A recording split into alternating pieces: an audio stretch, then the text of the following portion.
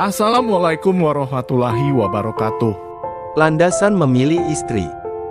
Allah Subhanahu wa Ta'ala berfirman, "Sungguh, hamba sahaya perempuan yang beriman lebih baik pada perempuan musyrik meskipun dia menarik hatimu." Surah Al-Baqarah ayat 221.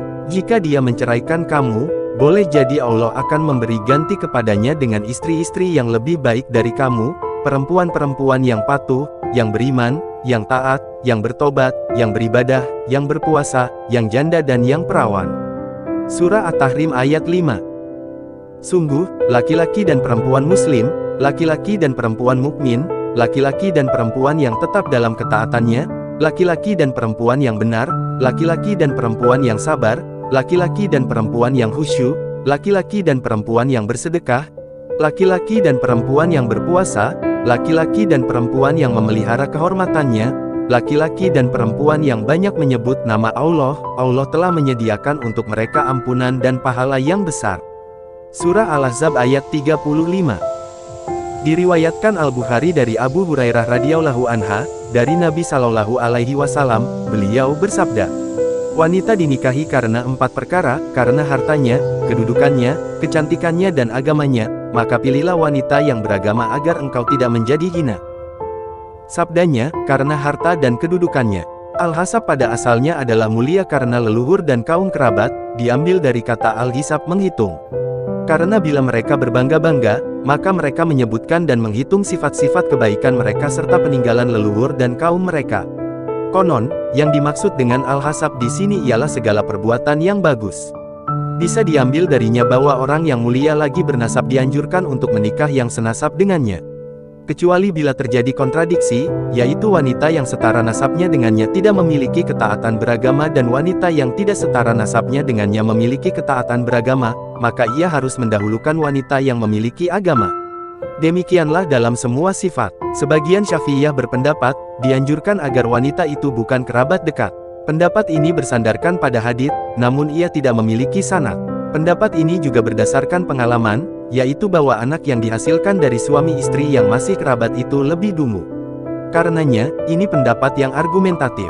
Sabdanya, dan kecantikannya, bisa diambil darinya tentang dianjurkannya menikahi wanita yang cantik. Kecuali bila terjadi kontradiksi, yaitu wanita yang cantik itu tidak taat beragama, sedangkan yang lainnya bagus agamanya. Memang benar, seandainya keduanya sama dalam ketaatan beragama, maka yang cantik lebih didahulukan. Termasuk dalam kategori kecantikan fisik, ialah kecantikan sifat. Di antaranya, ringan maharnya. Sabdanya, maka carilah wanita yang memiliki agama. Dalam hadits Jabir, maka hendaklah engkau memilih wanita yang memiliki agama. Artinya, sudah sepantasnya laki-laki yang memiliki agama dan adab menjadikan agama sebagai titik tolak pandangannya dalam segala sesuatu. Apalagi dalam memilih teman hidupnya dalam waktu yang lama. Karena itu, Nabi Shallallahu alaihi wasallam memerintahkan agar mencari wanita yang memiliki ketaatan agama yang notabene adalah puncak pencarian. Sabdanya, semoga kamu tidak menjadi hina, yakni lasikata bi'at-turab kedua tanganmu menempel di tanah. Ini adalah kinayah kata-kata kiasan tentang kefakiran. Ini adalah kalimat berita bermakna doa, tapi tidak dimaksudkan menurut hakikat. Inilah yang ditegaskan oleh penulis Al-Umdah. Selainnya menambahkan bahwa kata-kata itu yang keluar dari Nabi berkenaan dengan orang muslim tidak terkabulkan, karena beliau telah mensyaratkan hal itu kepada Rabb-Nya. Ibnu Al-Arabi menuturkan bahwa maknanya adalah istaknat, tidak membutuhkan. Disebutkan bahwa yang dikenal ialah itaraba, artinya tidak membutuhkan, dan tariba, artinya membutuhkan. Artinya bahwa kecukupan yang ditimbulkan dari harta adalah tanah, karena semua yang ada di dunia ini adalah tanah dan hal ini cukup jelas. Konon, maknanya adalah lemah akalmu. Ada yang mengatakan, engkau memerlukan ilmu. Dan juga di dalamnya terdapat takdir syarat, yakni hal itu akan terjadi padamu, jika engkau tidak melakukannya. Inilah yang ditarjih oleh Ibnu Al-Arabi radhiyallahu anhu. Ada juga yang mengatakan, maknanya, engkau membutuhkan, maka engkau gagal. Jadi, syarat pertama dan terpenting yang harus ada pada calon istri ialah agama, sebagaimana firman-Nya. Sungguh, hamba sahaya perempuan yang beriman lebih baik daripada perempuan musyrik meskipun dia menarik hatimu. Surah Al-Baqarah ayat 221. Juga berdasarkan firman-Nya, sedangkan perempuan-perempuan yang baik untuk laki-laki yang baik dan laki-laki yang baik untuk perempuan-perempuan yang baik pula. Surah An-Nur ayat 26. adalah mereka yang taat kepada Allah dan menjaga diri ketika suaminya tidak ada, karena Allah telah menjaga mereka. Surah An-Nisa ayat 34. Jika seorang wanita memiliki ketaatan beragama, maka Anda bisa berharap kebaikan darinya. Tanda awal ketaatan beragama seorang wanita adalah salat, dan salat ini adalah komunikasi antara hamba dengan Robnya. Jika ia memiliki komunikasi yang baik antara dirinya dengan Robnya, maka Anda bisa berharap darinya akan terjadi komunikasi yang baik antara diri Anda dengannya, dan Allah memiliki sifat yang maha tinggi. Sementara wanita yang telah melalaikan urusan dan hak Robnya, maka ia tidak merasa berdosa bila melalaikan urusan dan hak suaminya. Siapa yang ridha istrinya melalaikan urusan dan kewajiban yang ditetapkan Robnya, maka janganlah ia mencela kecuali terhadap dirinya sendiri, jika istrinya melalaikan haknya dan tidak memelihara rumahnya. Jika istri memiliki agama, maka ia istri yang berakhlak. Ini adalah keniscayaan. Islam adalah agama pertengahan. Siapa yang memeluknya, maka ia berada di antara sikap berlebih-lebihan atau lifrat dan meremehkan atau tafrid. Jadi, ia tidak berlebih-lebihan dalam agamanya dan tidak pula meremehkan agamanya. Anda melihatnya berakhlakkan dengan akhlak al-wuran dalam hal berhijab, muamalat atau interaksi sosial, berbicara, dan selainnya yang difardukan Al-Quran atas wanita. Jika di samping memiliki ketaatan beragama, ia memiliki kecantikan, maka ini adalah suatu kenikmatan. Nabi Shallallahu Alaihi Wasallam sendiri memotivasi mengenai kecantikan, lewat sabdanya, sesungguhnya Allah itu indah menyukai keindahan. Nabi Shallallahu Alaihi Wasallam pernah ditanya, siapakah wanita yang terbaik? Beliau menjawab, wanita yang membahagiakannya jika memandangnya, menaatinya jika memerintahkannya, dan tidak menyelisihinya berkenaan diri dan hartanya dengan apa yang tidak disukainya. Wanita yang beragama lagi cantik adalah cahaya di atas cahaya.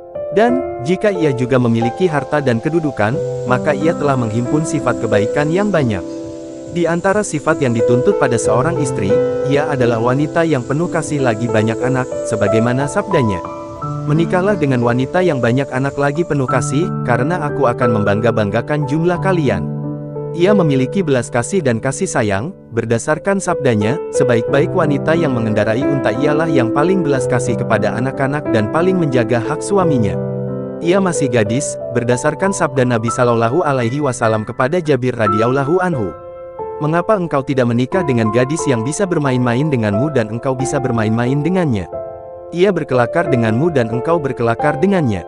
Sahih dari Aisyah radhiyallahu anha, pada suatu hari ia mengatakan kepada Nabi, seraya menyindir pernikahan Nabi Shallallahu Alaihi Wasallam dengannya, yaitu sebagai satu-satunya gadis yang beliau nikahi. Bagaimana menurutmu bila engkau singgah di sebuah lembah yang terdapat pohon yang sudah pernah dimakan, dan engkau mendapati pohon yang belum pernah dimakan sedikit pun? Pada pohon manakah engkau akan menggembalakan untamu? Beliau menjawab, pada pohon yang belum dimakan sedikit pun. Maksudnya bahwa Nabi tidak pernah menikah dengan gadis selain dirinya. Jika ada alasan yang mendorong untuk menikahi janda, maka itu bagus. Salah satu anekdot yang diriwayatkan mengenai perbedaan antara janda dengan gadis, bahwa seorang sahaya wanita pernah dihadapkan di hadapan Khalifah Al-Mutawakkil, lalu Khalifah bertanya, apakah engkau gadis atau janda? Ia menjawab, janda, wahai Amirul Mukminin. Salah seorang dari mereka membeli sahaya wanita, lalu ia bertanya kepadanya, aku tidak mengiramu kecuali masih gadis. Ia berkata kepadanya, sungguh telah terjadi banyak penaklukan di masa Al-Watsik.